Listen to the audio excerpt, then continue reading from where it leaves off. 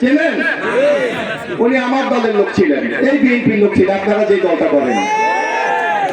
উনি আবার চরমনাইতে গেছে কেন জানেন? নাকি লেগে গেছে জানেন? উনি বুঝছে যে বিএনপিতে থাকলে উনি নমিনেশন পাওয়ার কোনো সম্ভাবনা নাই। যাই হোক, নিজের স্বার্থ দেখে উনি এখন চরমনাই গেছে যে কয় আমি ইসলাম কায়েম করব। আমাদের অনেক এখানে ইসলামী স্কলার আছে, এখন বাংলাদেশে কি ইসলাম নাই? উনি কোন ইসলাম কায়েম করবেন? আমি কি মুসলমান না? আমাদের এখানে অনেক মুসলমান আছে, হাজি আছে, আছে না? আমরা কি নামাজ পড়ি না? আমরা কি রোজা রাখি না? আমরা কি ইসলামের নিয়ম কানুন মানি না? তো উনি কয় আমি ইসলাম কায়েম করব, ইসলামী দলের ভোট দিতে হবে। আমরা কি অন্য দল নাকি? মানুষকে ধোঁকা দেওয়ার একটা কৌশল। যদি দাড়ি পাল্লায় যদি পাখা মার্কায় ভোট না দেন তাইলে ইসলাম হেরে যাবে, কি বলে না? যদি এই মার্কায় ভোট দেন বেহেশতে চলে যাবে। পৃথিবীতে বেহেশতে যাওয়ার জন্য মাত্র 10 জন লোককে মহান আল্লাহ তাআলা সুসংবাদ দিয়েছিলেন। আপনারা জানেন, যারা আমাদের হুজুর আছে না? নবীজির আমলে 10 জন লোক শুধু সুসংবাদ পেয়েছিল পৃথিবীতে থাকতে, যে তাদের বেহেশত আল্লাহ তাআলা তাদের জন্য বেহেশত নির্ধারণ করে দিয়েছে। এছাড়া কারো কোনো ক্ষমতা আছে? ওই লোকটাকে জিজ্ঞেস করে দেখেন তো, যখন বলে এই মার্কায় ভোট দিলে বলে ভাই তোর টিকিটটা কই, একটু দেখা আমাদের।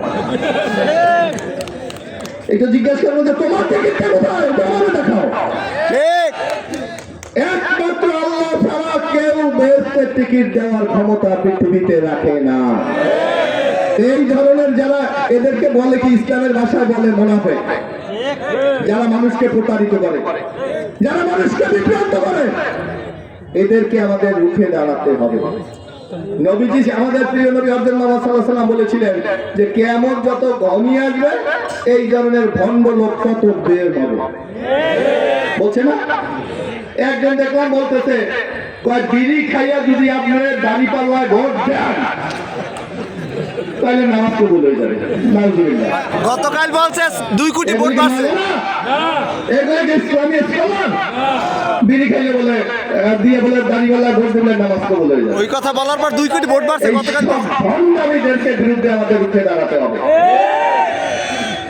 আপনারা, আমি একটা কথা বলি, আপনারা এই যে চরমনাই জিজ্ঞেস করেন ভাই আগামীতে যদি আপনারা ক্ষমতায় যান কি করবেন? তাদের কোনো পরিকল্পনা আছে? তারা বলতে পারবে আমরা এটা করবো? কি বলেন, এখানে মুরব্বী আছেন, পারবে? আপনি ওই যে মজলিসের দাঁড়াইছে, জামাত দাঁড়াইছে, জিজ্ঞেস করেন কি করবে? বেহেশতে নেবে। আমরা বিএনপি একমাত্র বলতে পারি, আমাদের নেতা তারেক রহমান বলেছে, আপনারা শুনেছেন যে আই হ্যাভ এ প্ল্যান, আমার একটা পরিকল্পনা আছে, আমার একটা প্ল্যান আছে, আগামীতে কি করব তার একটা রূপরেখা আমার কাছে আছে। এই যে আপনারা আগে দেখছেন ভোট দিতে পারতেন না, কেন জানেন? বলেন দেখি কেন ভোট দিতে পারতেন না? কারণ দলীয় সরকার ক্ষমতায় থাকলে যদি ভোট দেয় ওই ভোট জীবনে নির্ভক্ত হবে না। কারণ পুলিশ তার পক্ষে, প্রশাসন তার পক্ষে, মাইক টাইপ যা আছে সব তার পক্ষে, সাধারণ মানুষ ভোট দেওয়ার সাহস পায় না।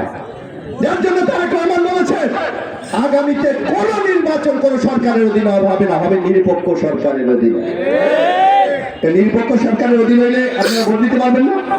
এবার ইউনুসের অধীনে হচ্ছে, এমন কেউ আছে যে মনে করে যে ভোট দিতে পারবে না? কি আছে কোনো লোক এখানে? যদি থাকে হাত তোলেন, আপনি নিরিবিলি ভোট দিতে পারবেন। সেই নিশ্চয়তা দেয় তত্ত্বাবধায়ক সরকার, সেইটা আমরা বলেছি আগামী দিনে তত্ত্বাবধায়ক সরকার মাধ্যমে সকল নির্বাচন হবে। আপনারা দেখেন আগে দেখছি যে এমপি ইলেকশনে আমাদের মার্কা দিছে না, ধানের শীষ, দাঁড়িপাল্লা, ওই পাখা এগুলো দিছে না। চেয়ারম্যান হেও ধানের শীষ, হেও নৌকা, ওই পরিষেবার মেয়েও হেও নৌকা। ও বিচার থাকে ঠিক হয় যে সরকার হইল নৌকা, আমি যদি আনতে চেয়ারম্যান পিড়াইয়ে না দেয় তাহলে আমার চাকরি থাকবে। আমরা বলেছি স্থানীয় সরকারে কোন দলীয় মার্কা হবে না, অর্থাৎ এমপি নির্বাচনের কোন মার্কা হবে না। মার্কা হবে কি নিজস্ব, আপনাদের আম মার্কা পাবে, ওই সাইকেল মার্কা পাবে, ওই যে ঘোড়া মার্কা পাবে এরকম মার্কা, কোন ধানের শীষ নৌকা দাড়ি পাল্লা পাকা ব্যবহার করতে হয়, তাইলে কি আর কোন প্রভাব ফেলাইতে পারবে? এইগুলি বিএনপি করেছে। আমরা বলেছি আগামী দিনে আমি পরিকল্পনা আমরা বলেছি, ওনাদেরকে একটু জিজ্ঞেস করেন তো ভাই এটা পরিকল্পনা আছে কিনা, সরমনাইকে জিজ্ঞেস করেন ভাই জীবনে আপনারা কয়টা এমপি পাইছেন? বাংলাদেশে 12বার সংসদ নির্বাচন হয়েছে, একটু জিজ্ঞেস করেন যে কয়জন এমপি পাইছেন? একটাও পাইছে? যে দল একটা এমপি পায় নাই হেরাতে আমরা ক্ষমতায় যাব না। চিন্তা করেন দেশটা কোথায় গেছে দৌড়া। যেই দল একটা এমপি আজ পর্যন্ত যেতে নাই, দেখায় আমরা রাষ্ট্র পরিচালনা করবো, আমরা আপনাকে উন্নতি করবো, আমরা আপনাকে সংসার দূর করবো। মানে এইগুলো একটা মিথ্যা হয়তো নির্বাচনে যদি পায় 1-2টা সিট পাইতে পারে, তাইলে কি তারা ক্ষমতা যেতে পারবে? তারা কি উন্নয়ন করতে পারবে? এই ধোঁকাবাজির মধ্যে আপনারা পড়বেন না, ক্ষমতা যাবে বিএনপি। সুতরাং তাদের সাথে থেকেই আমাদের উন্নয়নমূলক কাজগুলি করতে হবে। আমরা বলেছি আগামীতে যদি আমরা ক্ষমতায় যাই ইনশাআল্লাহ, মানুষ যদি আমাদেরকে ভোট দেয়, আমরা কিন্তু আগেই নির্ধারণ করে দিয়েছি বিএনপি, আপনারা জানেন যে আগামীতে যদি বিএনপি জয়লাভ করে আমাদের পরবর্তী প্রধানমন্ত্রী হবে জনাব তারেক রহমান। আমরা কিন্তু নির্দিষ্ট করে দিয়েছি, ওনাদেরকে বলেন তো ভাই প্রধানমন্ত্রী কি হবে? ছোট হুজুর হইব না বড় হুজুর হইব না মাঝে হুজুর হইব? কে হইব? ওই আমিরে হবে না নায়েবে আমির হবে? কোন নিশ্চয়তা আছে?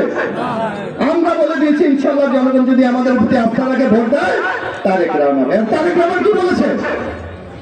তারেক রহমান বলেছে আপনারা যদি আমাকে ভোট দেন আমি সামাজিক ক্ষেত্রে একটা বিরাট পরিবর্তন আনতে চাই। এই এখানে আমাদের অনেক মা বোনরা আছে, এখানে আছে না? তারা কি ইনকাম করে? ইনকামের সুযোগ আছে? তারা অনেকে হয়তো টুকটাক ব্যবসা কিছু করতে পারে, তাদের কিন্তু ইনকামের সুযোগ নাই। যার জন্য বাচ্চাটা যখন স্কুলে যেতে চায়, যখন বলে মা আমি স্কুলে যাবো আমার 5টা টাকা দাও, দিতে পারে না। ঘরে যখন বাজার নাই, হঠাৎ তার স্বামী বাইরে গেছে, ছেলে বাইরে গেছে,